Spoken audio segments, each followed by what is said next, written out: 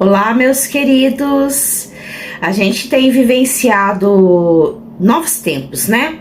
Acesso a diversos tipos de informações, e um dos grandes dilemas para nós que temos que estar analisando dificuldades de aprendizagem é como distinguir o que é transtorno de neurodesenvolvimento, ou o tal do transtorno de déficit de atenção e hiperatividade, ou está relacionado às funções executivas, a área de trabalho, que não foi bem desenvolvida na primeira infância, adolescência e como fazer na vida adulta, né? Então eu quero explicar um pouquinho para vocês sobre as funções executivas e quais são as habilidades que se desenvolvem se a gente teve uma cultura, um acompanhamento com os nossos tutores, brinquedos lúdicos, estímulos, para você entender o que pode acontecer na vida adulta se você não teve contato com esse tipo de informação, esse tipo de desenvolvimento dentro do ambiente em que você estava inserido, vamos colocar assim, já na primeira infância, tá bom? Quando eu falo primeira infância, a gente pode falar dos 12 meses até os 12 anos. Obviamente que o córtex pré-frontal, ele chega na fase de amadurecimento em média dos 23 anos, tá?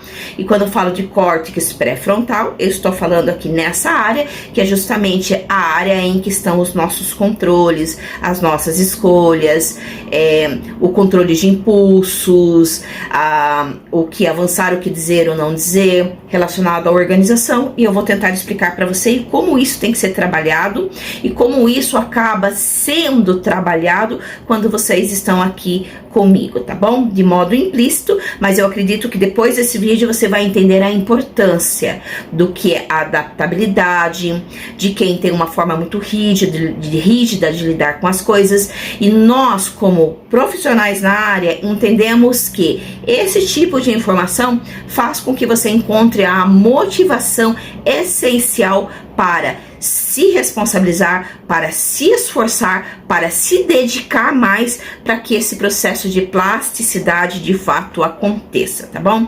E quando eu falo sobre isso, eu não estou falando só em aprender a estudar, eu falo também a aprender a lidar com os nossos conflitos e as nossas emoções, tá bom? Então eu separei aqui essa parte mais de informação sobre a cognição, tá? Então, o que são as nossas cognições? Ela é o nosso raciocínio com o modo de um todo, né? É a interação do indivíduo com o mundo. Então, você tá vendo aqui que eu tô com uma colinha, tá? Vou acompanhar essa minha colinha aqui para que eu, como TDAH, possa estar acompanhando aqui, não fique um vídeo prolixo, tá certo? São anotações feitas de próprio punho. Então, o que acontece quando a pessoa tem a área cognitiva bem desenvolvida, né? Geralmente são pessoas mais flexíveis, pessoas que se adaptam melhor ao novo. Tem uma percepção mais aguçada, ou podemos dizer que dentro de quando eu falo de cognição está relacionado percepção, memória e o pensamento, tá? E aí, logicamente, que outras situações que envolvem também a cognição, que são as emoções e as funções executivas. E quando eu falo de funções executivas, olhe só a importância de estar bem desenvolvida isso. Ó no que está envolvido. Controle e a regulação do processamento das informações, como você recebe essas informações. Controlar o ambiente e analisar as variáveis para administrar as ações, reações em função de um objetivo, né? Então, é quando você escolhe estudar para concurso, ou vai fazer uma faculdade, ou quando você está tendo que enfrentar alguns problemas em relação à sua vida, obstáculos.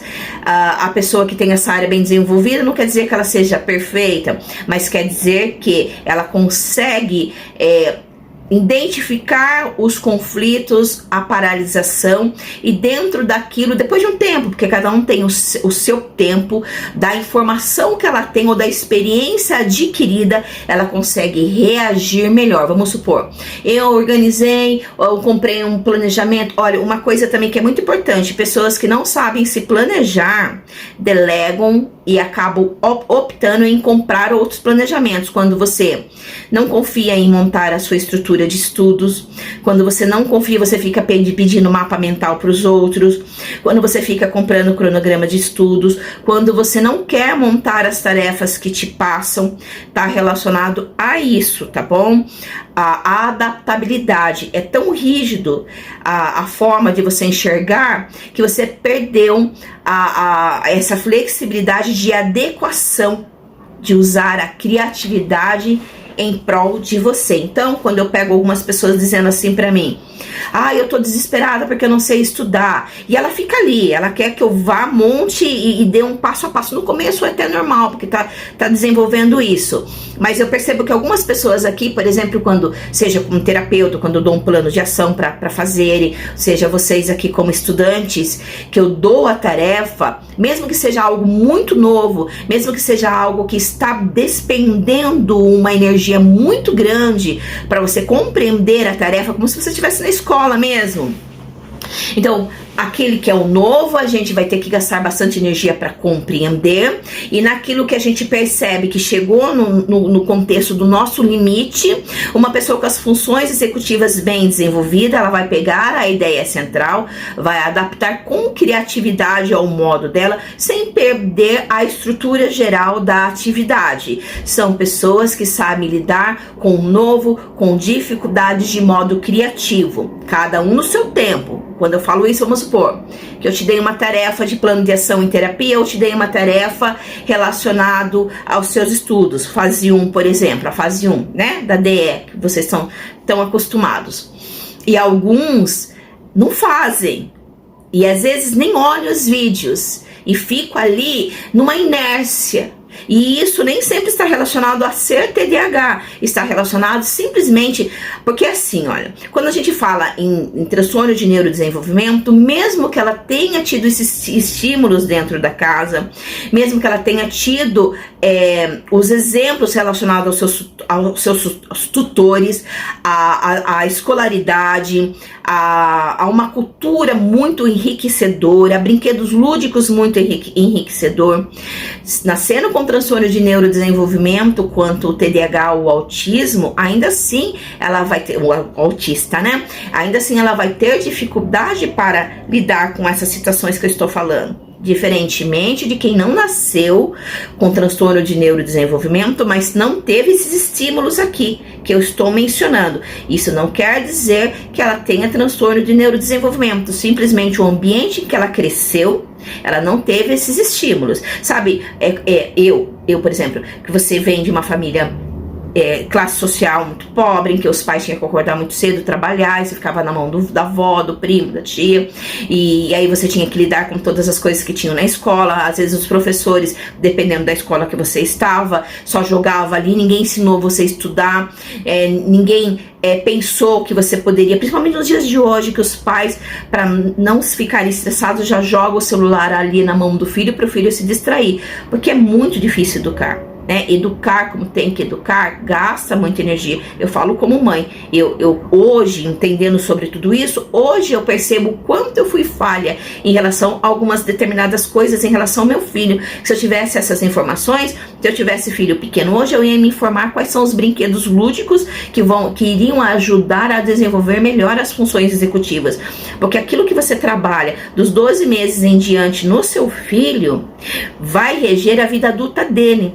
Pessoas que não vão ter controle nos impulsos, controles com compulsão com álcool, compulsão com comida, compulsão com gastos, pessoas extremamente desorganizadas, pessoas que não sabem limites, que falam tudo que vem à telha, têm dificuldade de socializar, vivem no meio de fofocas e de brigas, vivem enfiado no meio de coisas que afetam, não sabe lidar com regras, não sabe lidar com limites, não sabe lidar com imposições em relação a chefes, né, ao local de trabalho, não sabe lidar e conviver de modo maduro com pessoas difíceis de lidar, e às vezes a própria pessoa ela é difícil de lidar, mas é difícil ela conseguir enxergar isso nela, entende? Você vê a importância de compreender o que eu tô falando aqui pra vocês, tá?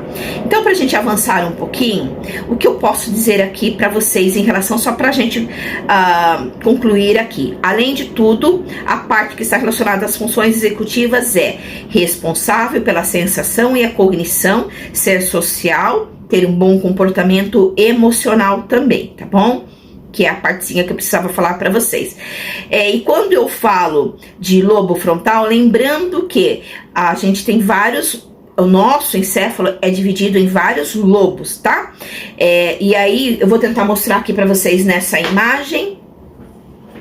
Vamos ver se você consegue ver. Então, a parte de funções executivas em que eu falo para você é aqui, tá? Mas o nosso encéfalo é dividido em vários lobos. E a parte que eu estou falando para vocês é o lobo frontal, tá? Eu acho que é bem bom a gente ver algumas imagens. Então, deixa eu ver aqui. Tá, vamos passar um pouquinho. Então, em suma, a função executiva, ela traz o quê? Habilidades para planejar e regular nossas emoções, ações e pensamentos. Você vê a importância de pai e mãe, já desde pequeno, explicar para os filhos a importância de acordar, arrumar a cama, de organizar a sua roupinha, de organizar os seus brinquedos, e como fazer com que eles lidem com o novo. Quando você tem uma rotina muito rígida, os próprios pais fazer pequenos desafios, mudando a rotina, ter brincadeiras lúdicas, se são crianças pequenas de 12 a 3 anos, por exemplo, ajudar a lidar com os não, porque quando a criança ela é muito hiperativa, tem um gênio mais forte, uma personalidade um pouco mais forte que vem relacionado ao DNA, vem relacionado aos contextos gerais em relação a pai e a mãe, a parte genética, né? É muito difícil, às vezes, os pais, para não ficarem estressados, não se sentirem cansados, então ele acaba cedendo e dando para a criança tudo aquilo que, quando ela faz birra, ele acaba cedendo. E aí, o que acontece? A parte que fica em defasagem na função executiva, o autocontrole, que é a capacidade de resistir controles de impulsos. Eu acho que muitos de vocês viram aquele teste do marshmallow que tem no YouTube com várias crianças, né?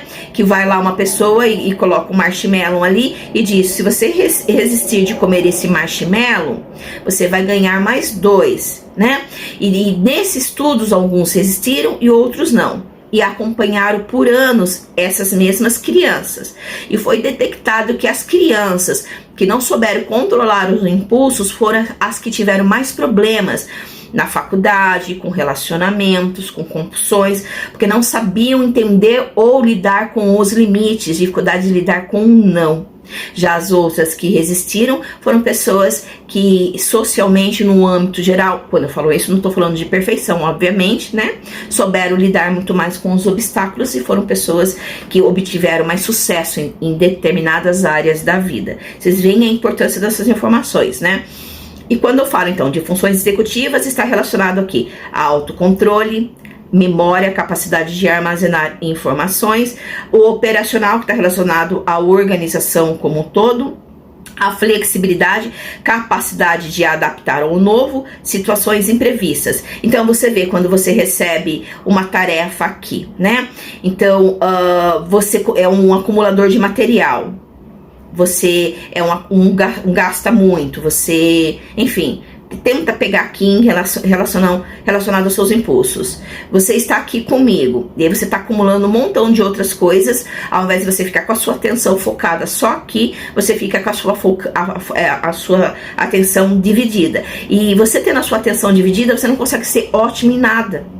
Você vai ter dificuldade de criar um processo de neurogênese com qualidade. E esse processo de plasticidade só vai fortalecer ainda mais seus vícios comportamentais, né?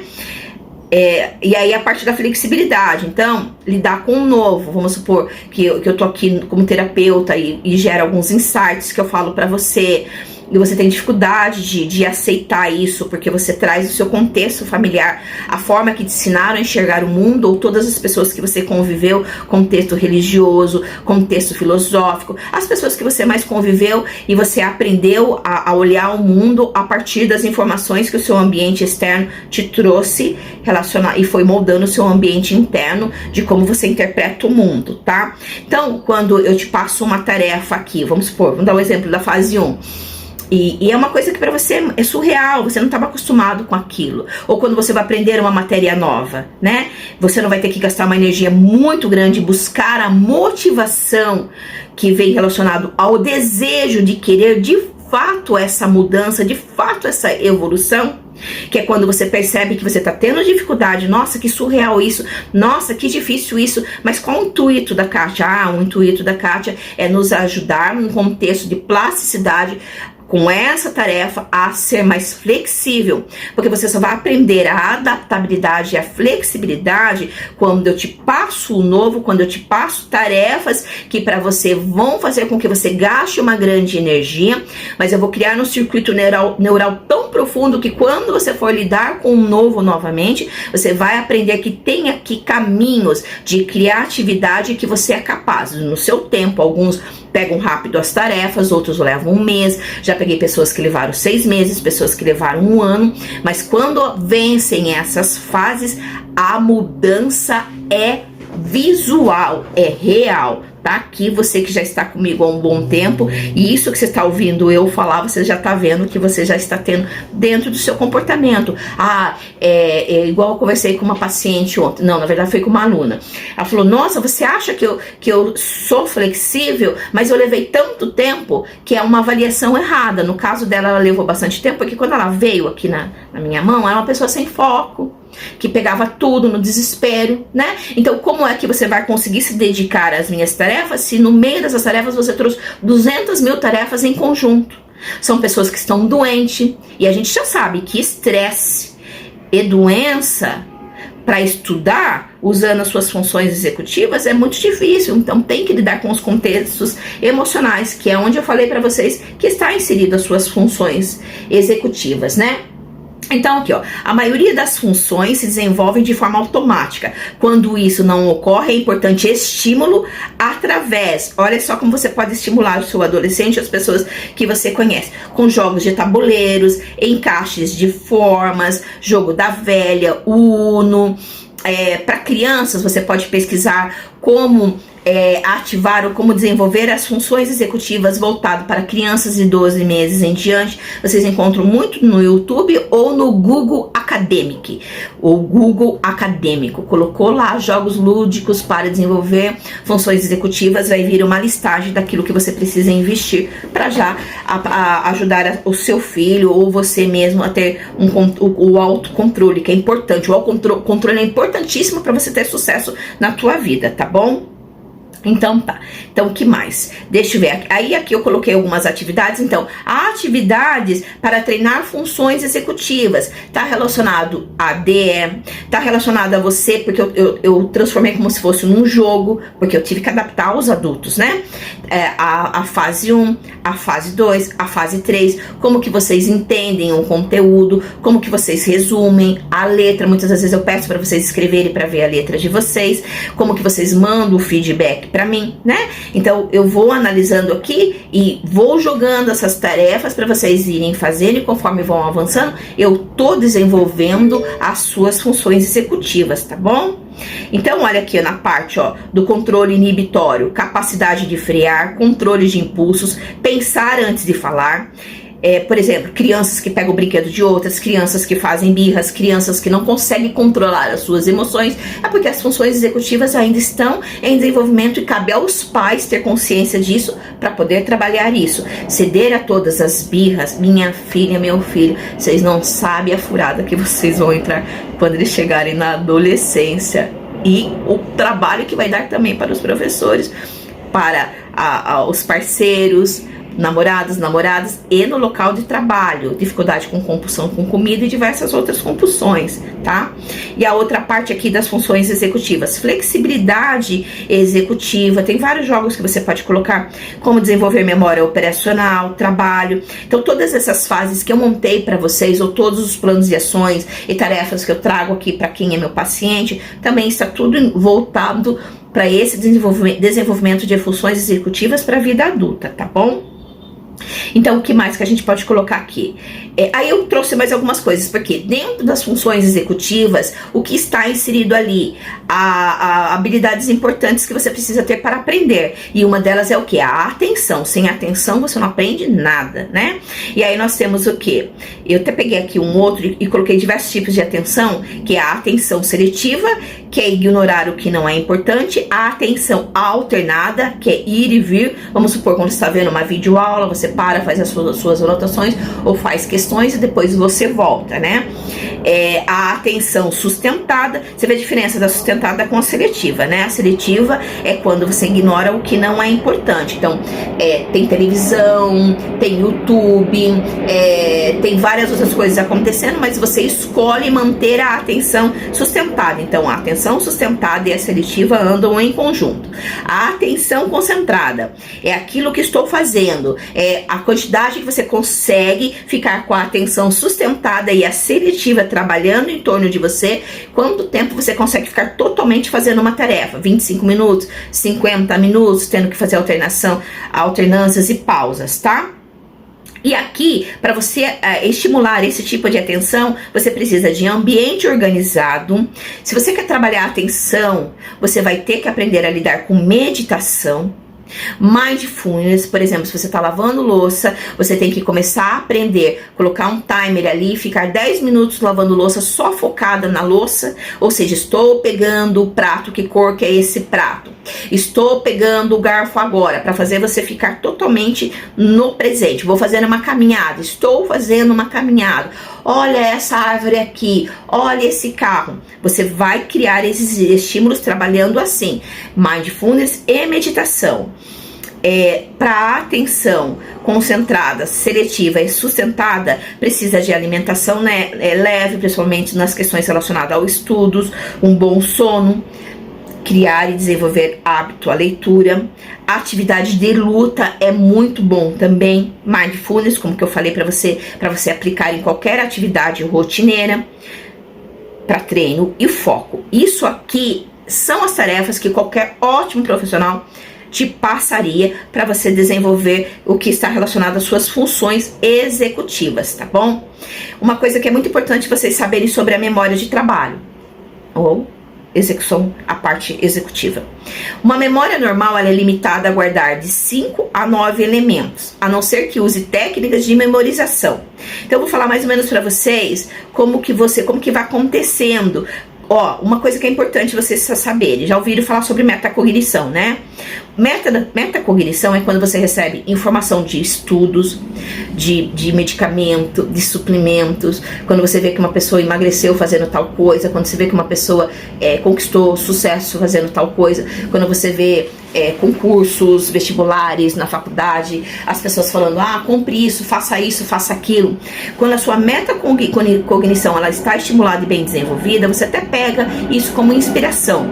Você vai, testa em você e você é capaz de fazer uma autoanálise e perceber que aquilo não é adequado para o seu estilo de aprendizagem, não é adequado para a sua rotina, e você tem a maturidade de descartar aquilo que te serve ou adequar com criatividade aquilo que te inspirou ao seu modus operandi. Entende a importância de você saber? E por que é que eu falo para vocês que ficar pegando coisa dos outros tá relacionado a funções executivas mal desenvolvidas? Por isso que aqui vocês têm que aprender a fazer. Por isso que quando alguém perguntar, mas por que eu tenho que fazer isso se tem lá no que concurso pronto? Porque eu estou trabalhando esse tipo de coisa. Eu acho que depois desse vídeo você nunca mais vai ter essa dúvida, tá bom? Eu separei algumas coisas aqui também, tá? O que é preciso para aprender, né? Então, para você aprender qualquer coisa, eu não tô falando de estudo só. Aprender novo comportamento, aprender a lidar com a depressão, com a ansiedade, com dificuldades de sono, aprender a se alimentar, aprender a usar o campo externo para você ter mais equilíbrio como um todo, né? Então, a necessidade e o desejo Entende? Eu estou aqui, eu escolhi estar aqui com você, Kátia, e eu vou aqui me empenhar no que está me passando, apesar das minhas dificuldades ou não. Olha a importância disso aqui. Como você vai estudar para aprender e por onde. Planejamento, estabelecer metas realistas e quanto tempo será necessário. Gente, você concorda comigo que até para lavar a louça você tem que se planejar? Tá lá uma pia toda suja. Primeiro você não vai jogar todo o lixo? E para você, tá tudo empilhado, para não quebrar um prato e um copo, você não vai pegar todos os pratos, colocar os copos certinho e só depois você vai lavar? Se você vai fazer uma comida, você também não tem que se planejar e ter uma estratégia, uma comida nova? Você não vai pesquisar a receita, depois vai se planejar o horário que você vai fazer, o que você precisa comprar, depois você não vai seguir um passo a passo para que a receita saia boa, porque você não tem essa habilidade, e depois você treinar tanto essa receita que já virou sua habilidade, você vai colocar o seu toque, porque você já aprendeu bem isso. Tá relacionado aos estudos, tá relacionado à terapia. A gente acha que ai, nossa, eu só não sei me planejar. Não, tudo na vida tem planejamento. Se você vai sair, você não se planeja qual é o horário, qual a roupa que você vai colocar? Se planeja. Tenta ver numa área aí o que acontece de planejamento, porque a gente não para pensar nisso. Tudo na vida praticamente é planejado. Para você aprender a dirigir um carro, não teve um passo a passo? Para aprender a andar de moto, não teve um passo a passo? Para aprender a falar e a escrever, também teve um método, um passo a passo. Mesmo que você seja analfabeto funcional, teve, entende? E aí, como que nós aprendemos e memorizamos? Nós usamos os 5 sentidos, a atenção e a associação. Então, as informações chegam atrás da gente através de 5 sentidos. Enxerga aí os 5 sentidos, tá? Alguns são mais aflorados que os outros, mas todos os 5 sentidos são ativados. Videoaulas, você tá aqui me ouvindo, me vendo ao mesmo tempo, geralmente é sinestésico, né? Podcasts, aqui o áudio mais ativado. Áudios, anotações, você é mais visual, né? Cheiro, que é também do sinestésico, e sabores, né? Então, quando eu falo de comida, quando eu tô falando de diversas outras áreas, aqui não é só estudos, vai associando a minha fala, tá? E a gente não aprende sem associação, tá bom? Então, quando for algo novo, a gente tem que buscar alguma associação que tenha na memória para conseguir entender o conteúdo. Vamos supor, se você aprende uma nova tarefa comigo, aprende um chefe explicando uma receita para você, você foi lá ver e não entendeu, você não conseguiu buscar essa associação. Fogo alto, fogo baixo, tal panela, não sei o que, porque talvez você não tinha essa informação para fazer associação. Você não vai ter que buscar saber a respeito e depois novamente voltar e ver essa aula, e aí sim você vai conseguir associar sobre aquilo que você buscou. A mesma coisa é em aulas que você está aprendendo. Quer ver? Vai aprender matemática que você tem dificuldade, por exemplo. E aí você é muito ruim em fração. Aí você busca lá a associação. Puxa vida, eu sei que eu aprendi, mas quando eu aprendi eu não consegui aprender como que eu ia associar no dia a dia. Onde que entra frações na minha vida? Onde que entra juros? Agora eu tô conseguindo enxergar, Kátia. Para eu conseguir aprender essa matéria, então eu vou ter que parar, vou ter que buscar no YouTube alguns professores que a gente chama de didático, porque conforme ele estava explicando, estava fazendo sentido para mim. O fazendo sentido pra mim, Kátia, é associar. Exatamente, arrasou, é isso aí mesmo. Você pediu um livro pra eu ler, voltado pra terapia. E aí, porque você tava explicando pra mim como que tinha que ter esse comportamento, e aí psicoeducar isso. E é a hora que você fala, você dá tal vídeo, tal podcast, porque eu ainda não fui capaz de saber aonde que se encaixa isso que você falou, porque não foi o que eu aprendi na minha família, não foi o que eu aprendi na minha religião, né? Então, quando você pede pra eu estudar a respeito disso antes de desenvolver determinados comportamentos, é para facilitar, fazer sentido para mim, para que depois eu tenha a motivação necessária para agir. Não é isso? Então quer dizer que para eu aprender alguma matéria nova, se eu tô com um PDF lá que não tá me servindo, se eu tô com um professor que tá truncado ali e não estou conseguindo compreender, não colocando a culpa nele, mas é porque tá relacionado à informação, o Piaget falava muito sobre isso, a pré-informação que eu tenho. Às vezes o professor é até bom para outros, mas para mim não tá sendo bom, porque entendi, Kátia, entendi, arrasou, é porque não fazia sentido, porque eu não tinha a pré-informação, eu não tive essa educação, essa formação dentro da minha casa relacionada a qualquer área que você precisa aprender, até mesmo como lidar com o marido, com a esposa, porque você, olha só outra coisa, quando a gente fala sobre funções executivas, um marido que teve uma mãe, um pai machista, vamos dizer, que não ensinou a importância de se organizar. Aí você casa e você começa a ter um monte de problema porque a pessoa não tira a toalha molhada de cima é tudo bagunceiro, larga tudo jogado, né? Pronto, já vai começar a ter conflitos aí, porque a pessoa não teve essa área de autocontrole, de organização estimulada.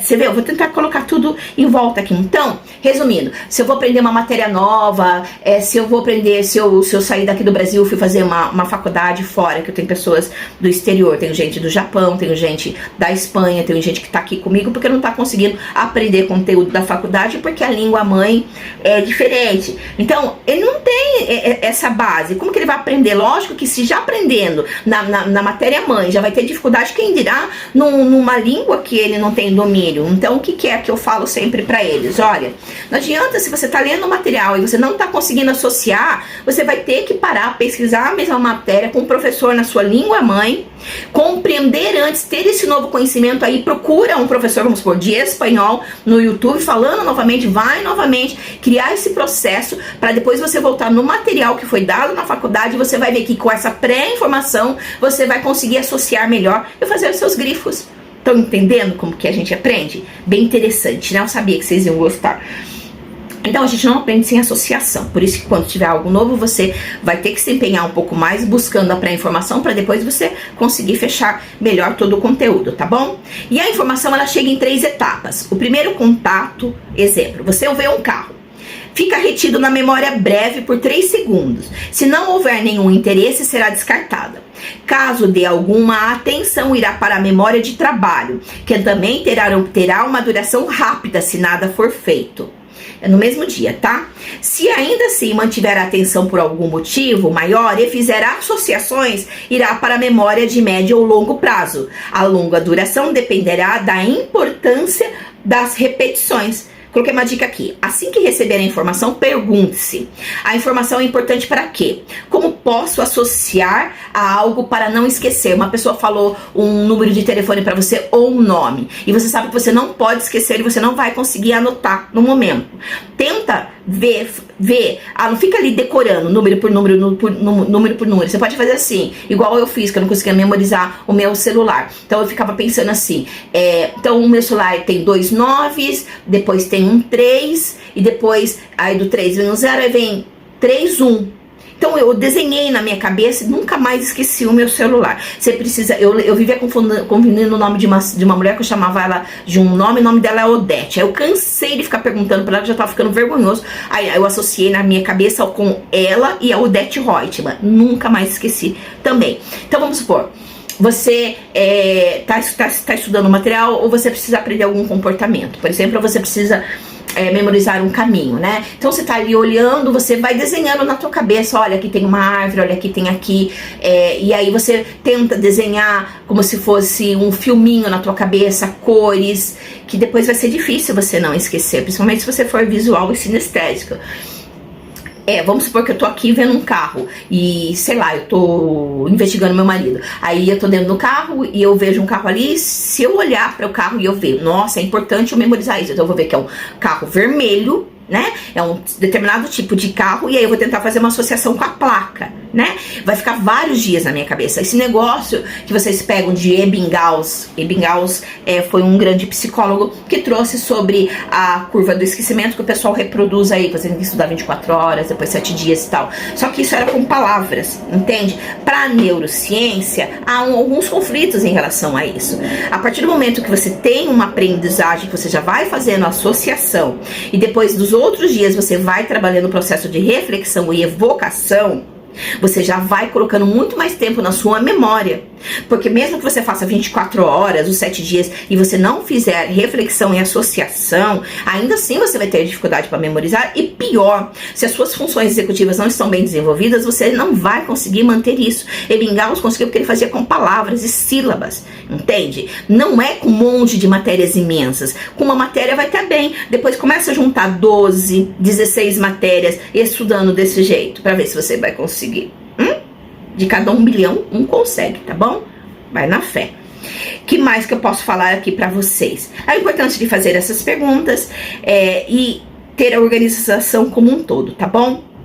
Tem muito mais coisa aqui que eu separei, mas conforme eu for tendo tempo, eu gravo mais cursos pra vocês. Esse aqui tô dando de presente pra vocês como de final de ano, e aí vocês anotem sobre o tema e pesquisem um pouquinho mais, combinado? Então, se gostou, depois me dá um feed, que é muito importante saber se eu estou atingindo esses objetivos com vocês, tá bom? Beijão, abraço forte de ursa. Esse vídeo é só dessa turma aqui, hein?